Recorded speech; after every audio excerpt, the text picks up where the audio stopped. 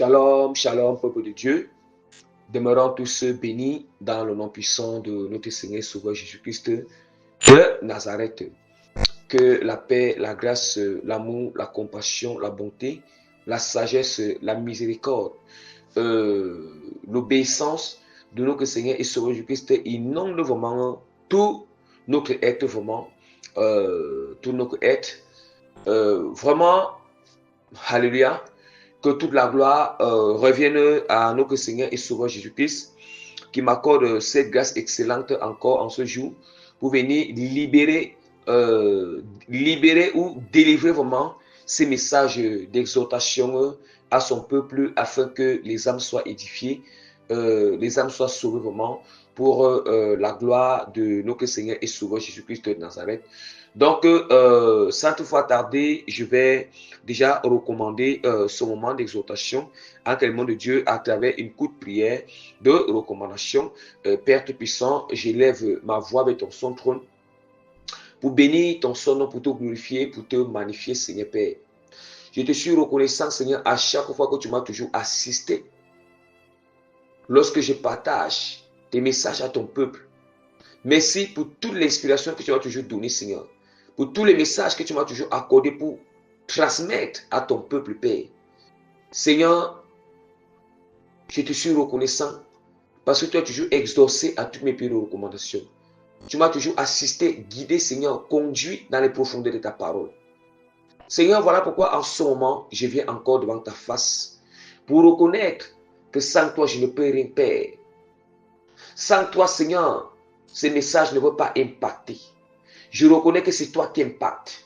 C'est toi qui transforme. N'est-ce pas, Père, qu'à toi qu'appartient la transformation? N'est-ce pas à toi qu'appartient, Seigneur, l'esprit pour convaincre, Seigneur? N'est-ce pas, Seigneur, qu'à toi qu'appartient la guérison des cœurs, la guérison de l'âme et même l'inspiration? Pourquoi, Père, m'enorgueillir ou voler ta gloire? Voilà pourquoi je viens te soumettre encore, Seigneur, en toute humilité, ce moment d'exhortation entre tes mains, afin que toi, si tu prennes total contrôle, Père, que tu saisis mon nez en ce moment, Papa, afin que tu m'amènes dans les profondeurs, cet esprit de l'Éternel, dans les profondeurs de ce moment d'exhortation, Père. Je t'implore que les mystères de ta parole soient révélés, Père, afin que ton peuple, Seigneur, découvre les richesses impérissables qui descendent du ciel, Papa, pour être manifestées sur la terre au nom puissant de Jésus-Christ de Nazareth. Amen. Bien-aimé, vraiment, bien-aimé, je souhaite déjà supplier déjà tout le peuple du Seigneur, implorer vraiment tout le peuple de Dieu avec tout le respect, la considération vraiment et l'amour de notre Seigneur Jésus-Christ que je manifeste à l'égard de tous, sans exception ou sans faire point d'acception de qui que ce soit vraiment. Alléluia. Donc je vous invite vraiment d'être attentif à écouter vraiment cette exhortation en esprit, en vérité, de laisser que vraiment ça puisse vraiment s'imprégner dans l'âme, imprégner dans l'esprit, et c'est en ce moment-là que vous verrez vraiment la vie de la parole, vous expérimenterez vraiment la vie vraiment qu'il y a dans la parole. Donc je vais rapidement annoncer le thème de notre exhortation qui est intitulé sur que nos qualités ne voilent pas et ne séduisent point nos côtés obscurs qui demeurent encore en nous. Alléluia. Bien-aimés, nous avons entendu la portée de notre thème qui est vraiment, bien-aimé, qui nous parle que nos qualités ne voilent pas et ne séduisent point nos côtés obscurs qui demeurent encore en nous. Alléluia. Bien-aimés, je vous en supplie vraiment. Je vous en supplie que tous qui vont écouter cette exhortation, qui s'ouvrent le cœur. Parce qu'une personne qui se dispose, qui ouvre le cœur, la personne vraiment va sentir comment l'épée de la vérité entre dans le cœur, afin vraiment de toucher la lumière pour exposer, alléluia, toute attitude qui ne glorifie pas le Seigneur. Donc, je continue.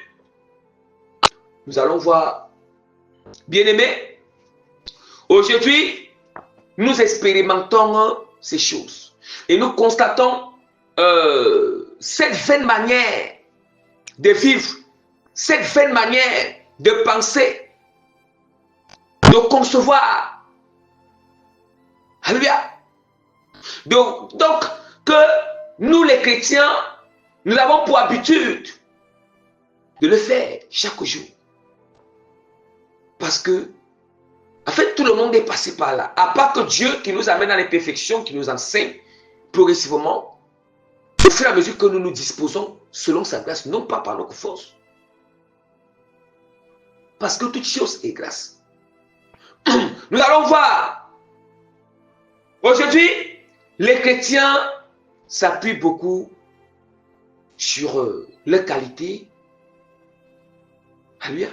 Sur leur qualité, le don spirituel, les zones ou les domaines dans leur vie, ils sont vertueux. Ils ont des attributs du Seigneur. Ça veut dire qu'ils prennent maintenant ça comme un prétexte. Ils prennent ça pour dire, ça veut dire que pour eux, dans leur manière de voir les choses, ils se disent que parce que ces choses sont en abondance en eux, ils n'ont plus besoin de regarder le côté obscur qui habite encore en eux. Ils n'ont même pas le temps de s'auto-examiner. Ils n'ont même pas le temps de demander au Seigneur de les délivrer de ça. La majorité des personnes qu'on attire l'attention bien aujourd'hui et qui ne veulent pas changer, c'est parce que ils s'appuient sur leur qualité. Ah oui. Que ce soit qualité spirituelle, qualité par apparence aussi. Vous voyez? Ils s'appuient, bien aimé. Ah oui. Ils s'appuient, ce chrétien, il s'appuie peut-être sur les dons que le Seigneur a donnés, peut-être sur son éloquence, sa manière de parler vraiment, sur son regard, voilà, le regard, parce que parfois quand on apprécie derrière quelqu'un vraiment, la personne commence, comme quand on apprécie, la personne même, il commence à mettre les galons sur elle-même, yes, les épaulettes, et même les étoiles. Voilà, et les étoiles, voilà, 3 étoiles ou 4 étoiles, oui. Ah oui, les grades montent. Oui, les grades montent. Ah oui, parce qu'on apprécie la personne, au point où la personne... En fait, c'est genre de choses qu'on va venir attirer l'attention. L'autre va venir attirer l'attention à ce chrétien. Il va s'appuyer rien que sur ses qualités. Bien aimé, comme il dit toujours, par la grâce, c'est misérable que nous sommes vraiment dans cette chair pécheresse, dans cette chair mortelle, cette chair d'imperfection, cette chair de mortalité, bien aimé, cette chair vraiment d'erreur. Comment osons-nous ce que Dieu, est-ce que cela, bien aimé, c'est Dieu qui a mis ces qualités en nous? Ça veut dire, Dieu a mis les qualités en nous, ça veut dire que Dieu, ce qui l'intéresse, c'est que là où nous avons encore le côté obscur, nous soyons délivrés, nous nous repentons, nous abandonnons, nous soyons disposés devant sa face.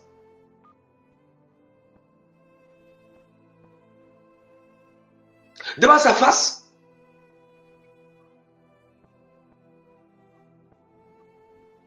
Attention, ce n'est pas parce que nous brillons sur certains domaines, nous éclairons sur certains domaines, nous sommes l'éclat sur certains domaines, où on nous apprécie sur beaucoup de qualités, beaucoup de choses que le Seigneur a mis en nous, et puis l'orgueil va monter en nous. L'orgueil va monter, ça va monter comme l'infection dans les narines, bien aimés. Hein? L'orgueil monte. Bien, mais si on meurt seulement à cet orgueil, c'est l'enfer. Mais nous, les chrétiens, nous croyons où? Nous, les enfants de Dieu, nous croyons où? Le Seigneur n'a-t-il pas dit que ceux qui sont ceux qui se sanctifient davantage? Le Seigneur n'a-t-il pas dit qu'il éprouve? Ils sont délirants. Et il éprouve nos pensées pour connaître. Voilà. Ce qu'il y a au fond de nous. Ce qu'il y a au fond de nous. Bien-aimés, je vais rapidement d'abord ouvrir la parole de Dieu dans Jacques chapitre 2. Jacques chapitre 2, verset 10 à 13. Je lis au nom puissant de Jésus-Christ de Nazareth. Car quiconque observe toute la loi, mais pêche contre un seul commandement, devient coupable de tous. En effet, celui qui a dit « Tu ne commettras point d'adultère » a dit « Tu ne tueras point ». Or, si tu commets... excusez-moi. Or, si tu ne commets point d'adultère, mais que tu commets le meurtre, tu deviens transgresseur de la loi. Parlez et agissez comme devant être jugé par une loi de liberté. Car le jugement est sans miséricorde pour qui n'a pas fait miséricorde. Et la miséricorde triomphe du jugement. Bien aimé, ce passage biblique sera expliqué en deux phases. En deux phases, bien aimé. La première phase de l'explication de ce passage biblique, ça va se passer à partir du verset 10 jusqu'au verset 11. Je vais relire pour expliquer les choses dans les profondeurs. Quiconque observe toute la loi mais pêche contre un seul commandement devient coupable de transgression. Bien-aimé. En effet, celui qui a dit « Tu ne commettras point d'adultère » a dit « Tu ne tueras point ». Attention, on va venir. Aujourd'hui, les gens ont les épaules parce que ils ne sont pas dans la fornication. C'est comme si... donc, ils ne sont pas dans la fornication. La personne ne vole pas. La personne ne fait pas l'adultère, la personne ne fait pas l'adultère et que la personne... Mais alors, si la personne tu mens, ça veut dire que si ce mensonge, la personne n'est pas délivrée de ce mensonge, toutes ces qualités-là, c'est caduc et vain. C'est comme ça. Si la personne meurt sans se repentir, c'est l'enfer. Ah oui. Nous allons voir aujourd'hui. Voilà, nous devons faire attention. Nous devons tellement faire attention.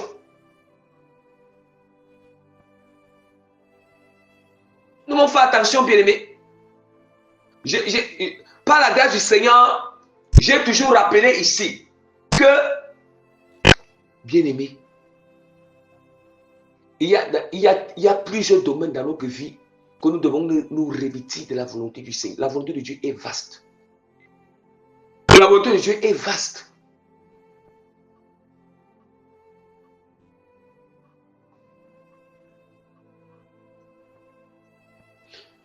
La personne qui ne commet pas la fornication, la personne qui ne commet pas la fornication, mais qui ment, cette personne a pensé les différents de l'autre qui fait la fornication. Ce n'est pas différent. Ce n'est pas parce que il n'y a pas une différence parce que tout ça amène à l'enfer. Ça amène à l'enfer. Nous devons faire attention. Parce qu'aujourd'hui, on ne veut jamais, nous ne voulons jamais demander à Dieu qui nous révèle des choses qui sont cachées en nous. Même lorsque le Seigneur utilise cette personne pour nous attirer l'attention, Oui. Bien-aimé, pour savoir,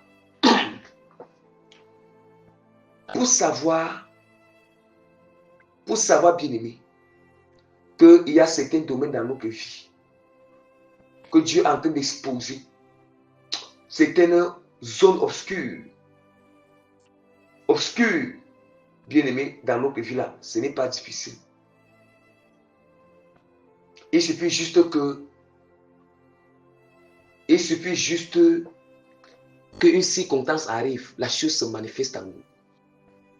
Ça se manifeste dans notre cœur. Ça se manifeste. Nous devons faire attention, ce n'est pas toujours, c'est que nous sentons que notre cœur est blessé là, ou notre cœur est dans la douleur, ce n'est pas toujours parce que c'est nous qui avons raison. C'est juste parce que nous ne voulons pas, parce que dans ce domaine, il y a encore l'obscurité en nous. Ah oui, il y a encore l'obscurité. Et c'est cette manière que Dieu peut révéler. Imagine une personne qui vient reprocher sur quelque chose qui est vrai. Et puis la personne s'énerve. La personne non seulement s'énerve et puis s'emporte, ou bien s'emporte, répond mal. Ça veut dire qu'il y a l'obscurité. C'est l'obscurité que Dieu est en train de révéler. L'état de son cœur, il y a l'obscurité qui est là. L'obscurité qui est là.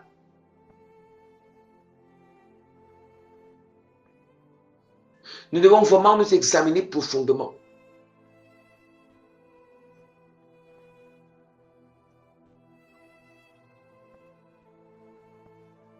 Nous devons vraiment nous examiner.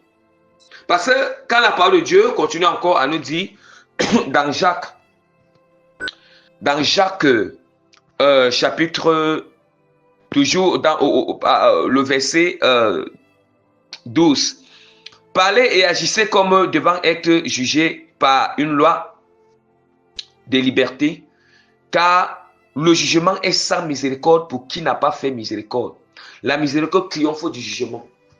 Bien, mais est-ce que nous entendons? C'est parce qu'au milieu de nous, nous parfois, quand nous voyons tellement que nous avons tellement de qualités, au point où quand nous voyons les défauts des autres, on veut seulement, en fait, nous voulons seulement juger les autres. Nous voulons condamner les autres. Parce qu'on s'appuie sur nos qualités. On s'appuie sur nos qualités. Bien-aimé. En fait, vous savez, quand on parle de condamnation, la condamnation, c'est quoi? C'est lorsque nous prenons une décision radicale à l'égard de nos prochains. Parce qu'il n'agit pas encore soit comme nous voulons, soit comme il est avec la parole du Seigneur. Attention. Non, une décision radicale, non seulement Dieu n'a rien à y voir avec cette décision. Ça c'est une condamnation. Parce que j'ai jugé bon que cette personne, que non, vraiment, il va demeurer comme ça ne vaut pas la peine, ou comme ça. Il y a certaines décisions, mais il faut que c'est Dieu qui nous amène à prendre la décision dans la sagesse. Parce que la condamnation, ça a plusieurs formes. Or, une personne, en réalité, quand nous œuvrons ensemble, quand nous sommes dans une communauté, nous devons nous revêtir de beaucoup d'amour. Nous allons voir aujourd'hui le Seigneur, nous allons voir aujourd'hui, bien-aimé. Dieu a connecté, il a établi une relation entre les serviteurs et les servants de Dieu. Mais à cause que l'autre là seulement fait une seule erreur qui a offensé l'autre, l'autre va prendre les décisions, il va changer radicalement à l'égard de la personne. Ça, c'est la condamnation. C'est la condamnation. Et la personne va changer radicalement. La personne va prendre ses distances. Bien, parfois, on appelle ça, c'est le manque d'amour. On peut avoir aussi l'amour dans plusieurs domaines, mais il y a certains domaines où il y a le manque d'amour. Mais où est parti l'affaire de surmonter? Où est parti l'amour qui se manifeste aussi pour supporter, bien-aimé? prier pour la personne, supporter, intercéder. Bien-aimé. Alléluia. Où est passé cela, bien-aimé?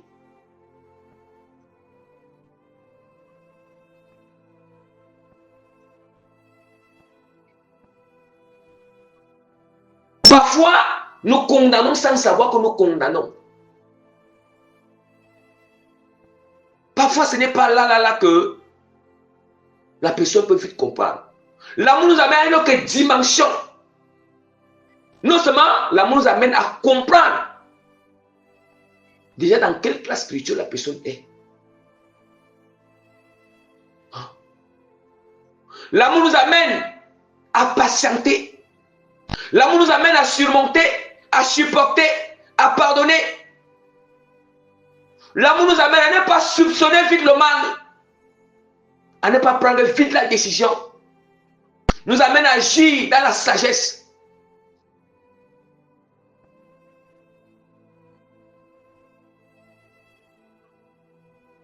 Bien-aimé, il peut arriver aujourd'hui. Bien-aimé, la parole de Dieu est très claire. Lorsque nous voulons prendre une décision sur l'attitude de l'autre, on doit d'abord regarder nous-mêmes que si Dieu lui parle la décision sur notre mauvaise attitude, sur notre mauvais caractère, comment est-ce qu'il veut prendre la chose? Ou bien si notre prochain peut ser des décisions sur mes caractères, ça va se passer comment?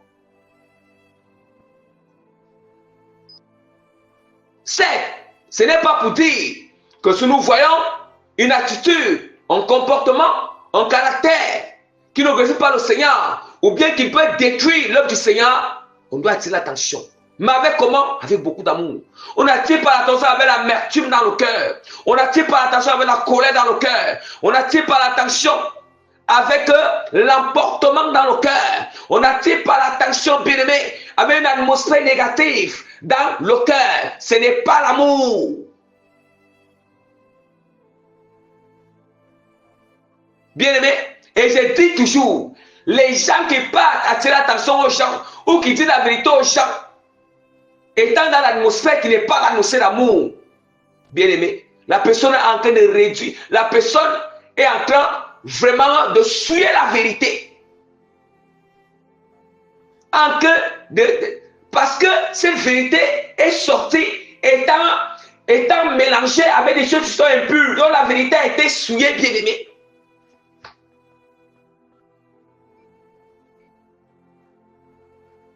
Ça a été souillé. L'amour est supporté.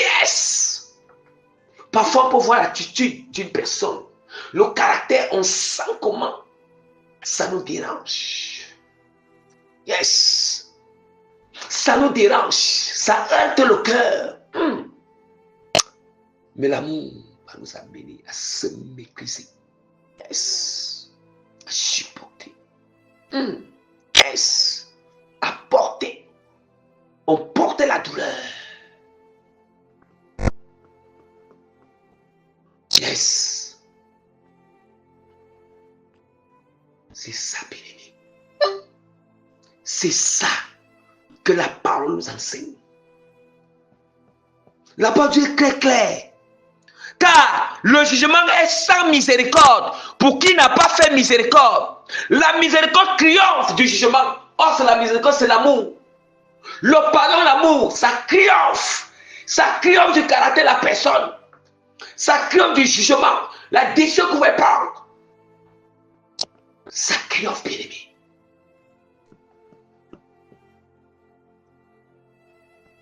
Bien-aimé, il faut aussi que je précise bien les choses ici.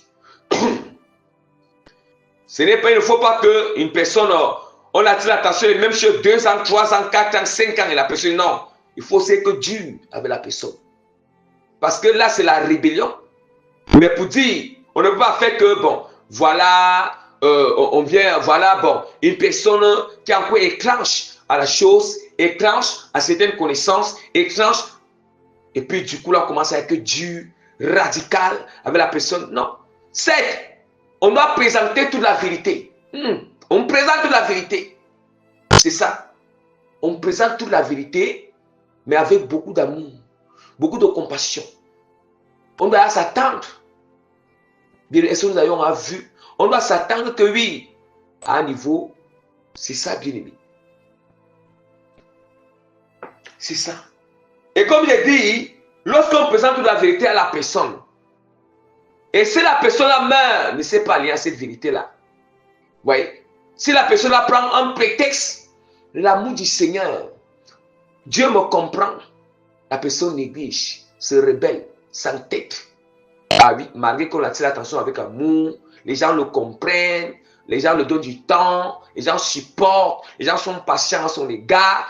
Mais malheur, si cette personne meurt, et que Dieu voit dans son état de son cœur, qu'il ne veut pas changer, la personne ne veut pas changer. La personne se plaît dans la chose. Parce qu'il voit que oui, comment on supporte, nous patientons, et que Dieu le comprend, mais malheur. Si la personne met sans se repentir, c'est l'enfer direct. Nous devons faire attention. Il y a l'amour du Seigneur et la justice de l'Éternel. Ça marche ensemble. Ça marche ensemble. Ça doit marcher ensemble. Voilà pourquoi je dis toujours aux gens, la vie spirituelle est simple. On ne doit pas avoir crainte de qui que ce soit pour attirer l'attention, ce qui dépasse les gens. Quand les gens veulent attirer l'attention ou reprocher, ils doivent, en fait, la personne doit rassembler le Saint-Esprit en lui. Et la sagesse pour attirer l'attention. C'est très simple. D'abord, quand on peut attirer l'attention, ce n'est pas, on n'attire pas l'attention, les gens ne font pas imposer. Non. Ou nous partons imposer. Ou nous partons forcer. Non. Nous partons déjà dans l'atmosphère de simplicité. Et puis aussi, et de conseil. Vous voyez? Et le conseil. De simplicité. Le but, c'est qu'il faut que la vérité entre chez la personne. Et nous devons comprendre, nous n'avons pas à jouer le rôle de Dieu.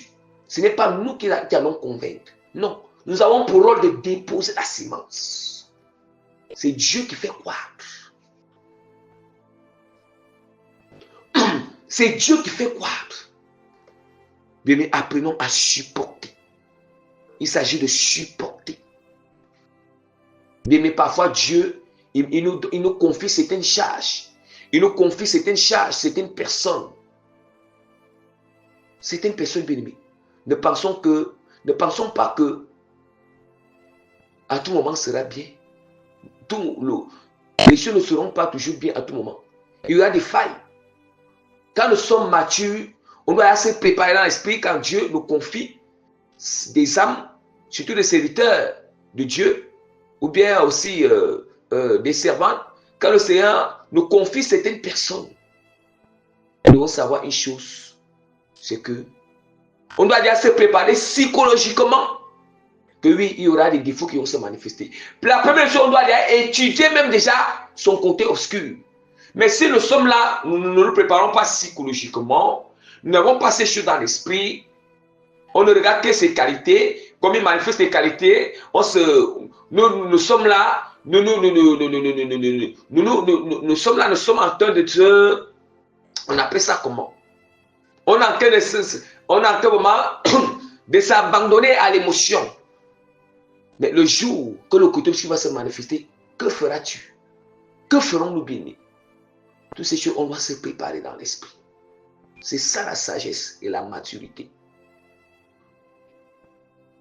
Maintenant, quand ça va se manifester, il faut prier pour la personne, il faut conseiller une bonne manière, il faut conseiller, il faut patienter, il faut. Mais il y a aussi une différence entre ceux vraiment qui viennent pour détruire. Ils ne viennent vraiment que pour détruire parce qu'on doit aussi discerner. Mais quand ça arrive à un cadre où, là, ça va détruire la mission du Seigneur. Parce qu'il faut aussi préserver la mission de Dieu, préserver aussi, nous devons aussi nous protéger nous-mêmes. Voilà. Nous devons aussi nous protéger. Mais tout ça se passe avec la sagesse. Je prends peut-être par exemple, si dans une mission, dans une assemblée, pour tous les gens qui vont m'écouter, des gens qui vont m'écouter cette exhortation, Si les gens constatent que dans tel département ou dans tel... au milieu, peut-être, il y a une personne vraiment qui essaie de... En fait, on attire l'attention, mais rien. Mais l'attitude continue, mais ça c'est de détruire l'œuvre, ça c'est vraiment de mettre l'œuvre du Seigneur en péril. L'amour à l'égard de la personne, c'est que la personne, le leader, ou bien comme ça, il va essayer d'abord d'appeler la personne dans le inbox. Maintenant, essayer d'abord de détacher la personne du groupe. Maintenant, suivre la personne à côté, petit à petit, petit à petit. Mais que la personne a les exercices, le suivre un peu. Parce que ça, c'est la sagesse de Dieu. Voilà, c'est la sagesse. Donc, pour l'expliquer aussi, bon, c'est, faut d'abord, je vais d'abord te détacher au milieu des personnes, bon, puisqu'il y a un peu de dégâts qui sont causés, puis l'œuvre du Seigneur est en péril. Donc, prendre la personne à côté, suivre encore la personne à côté petit à petit, les frères qui sont là, suivre la personne, prier pour la personne, lui mettre dans les jeûnes, continuer encore à prier, et éprouver la personne petit à petit, éprouver la personne. Voilà. Éprouver, il lui met pas dans les circonstances, il va voir comment il va agir, les circonstances qui faisaient qu'il agissait mal avec eux dans la communauté. Voilà comment on fonctionne. Mais ce n'est pas qu'on ne va pas condamner. On ne va vraiment pas condamner. Mais si on va amener à faire la personne comme ça, prendre un peu à côté, mais la personne lui voit la chose mal, bon, et la personne décide de partir, là vraiment, Dieu même voit que nous avons utilisé, la personne a utilisé, le serviteur de Dieu a utilisé toute la sagesse et tout l'amour. L'amour et la sagesse. Là, c'est aussi différent des gens, eux qui sont venus avec des intentions pour détruire la sonne que encore. Voilà. Moi, il dit le cas où de ceux qui sont vraiment... donc, vraiment... comment dire qui sont dans l'inconscience ou qui font involontairement ou parfois même qui sont dominés par la sémence qui est encore là. Ou bien l'esprit qui est là. Ouais, un peu. Donc, voilà ce que je pouvais expliquer. Vraiment expliquer. Nous devons faire attention. Nous devons faire attention. Des chrétiens ne connaissent même pas voir. Quand le cœur est encore, quand un certain domaine dans le cœur est encore noir. Hein? Ça, en fait, ne nous voilons pas. Ne prenons pas nos qualités qu'on va voiler nous-mêmes. Non. Déjà, nos qualités viennent du Seigneur. Dieu veut que là où ça encore obscur en nous, on doit être purifié, débarrassé et s'allier à sa parole.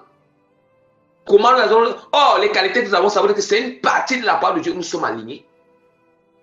Maintenant, là, il y a l'obscurité en nous là. Nous ne sommes pas encore alignés avec la parole. Oh, la parole de Dieu est très claire.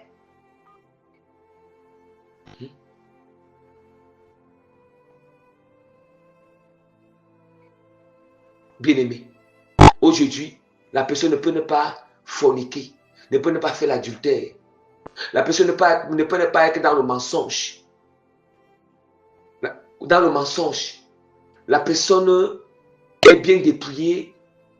La personne partage l'amour, a l'amour de partager, de faire du bien, la générosité, la bienveillance.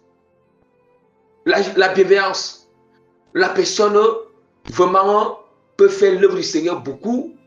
La personne guérit les gens, les donne merci. Si dans toutes ces qualités-là, il y a le manque de pardon dans le cœur, ou la haine dans le cœur, ou la haine dans le cœur, je vous assure, ça gâte tout. Si la personne meurt sans se repentir, c'est l'enfer. En se présente dans ces choses, c'est l'enfer. Voilà pourquoi nous allons voir aujourd'hui, il y a des gens, il y a tellement de gens parce qu'ils font du bien aux gens, ils partagent la nourriture, ils partagent les vêtements, ils partagent l'argent aux gens. Les gens, ils s'appuient sur ça pour dire qu'ils vont entrer au ciel. Ils s'appuient sur ça pour... non seulement ils disent qu'ils vont entrer au ciel, parce que ils s'appuient là sur ce qu'ils partagent, ça veut dire qu'ils ne regardent plus là où ils commettent les ténèbres, ils commettent la méchanceté, là où il n'est pas lié avec Dieu, et puis il se proclame dire que parce qu'il partage, il va entrer au ciel. Comme j'entends souvent, c'est une vaine parole. Que non, c'est que Dieu veut, même si on pratique 5 commandements, vraiment c'est déjà beaucoup. Voilà. Vous voyez les faux raisonnements. Vous voyez comment l'ennemi est en train de duper l'humanité. Bien aimé, les gens disent, en fait, faisons attention. Ne disons pas seulement que j'aime Dieu, nous aimons Dieu. Si nous aimons Dieu là, si nous aimons Dieu sans laisser qu'il nous transforme comme lui, sans pratiquer sa parole, ce n'est pas, en fait, n'aimons pas Dieu par sentiment. Parfois, certains aiment le Seigneur juste par sentiment. Ce n'est pas par esprit. L'amour de Dieu qui est l'amour de l'esprit là, l'amour par esprit qu'on aime Dieu en esprit là, c'est un amour qui nous pousse à obéir le Seigneur.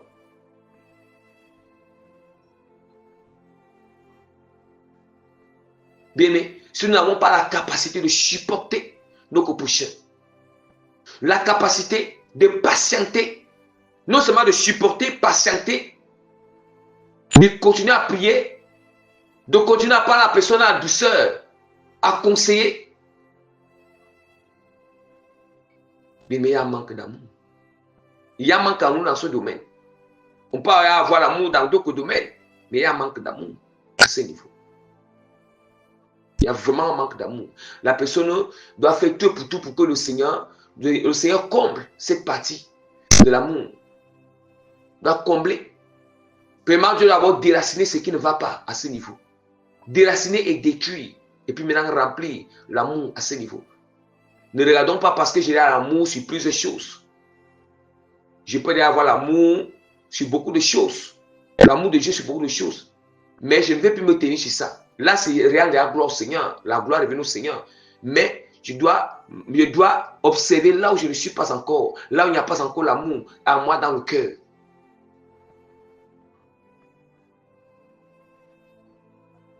Là où il n'y a pas encore l'amour dans mon cœur.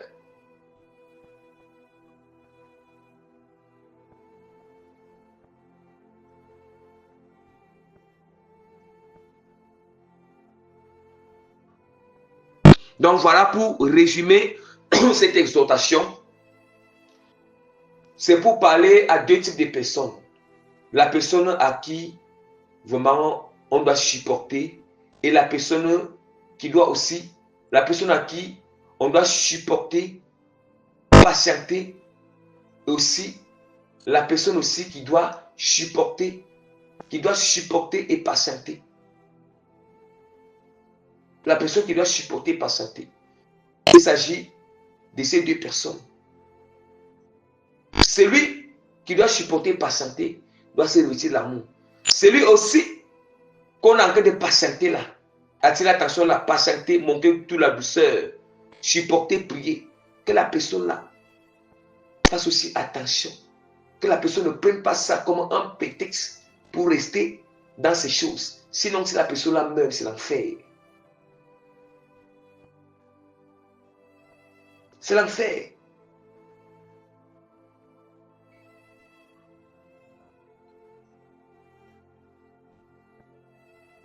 Donc, par la grâce du Seigneur, je mets le sceau du Saint-Esprit sur cette exhortation. Je mets le cachet et l'été authentique du Saint-Esprit sur cette exhortation. Je mets l'avantage et la certitude authentique de l'autorité du nom puissant de Dieu qui c'est cette exhortation. Et je scelle maintenant l'accomplissement et l'exaucement de transformation, d'impactation positive et de toute prière de recommandation que j'ai faite, vraiment dans les cœurs, âme, esprit, qui seront disposés au nom puissant de Jésus-Christ de Nazareth. Amen.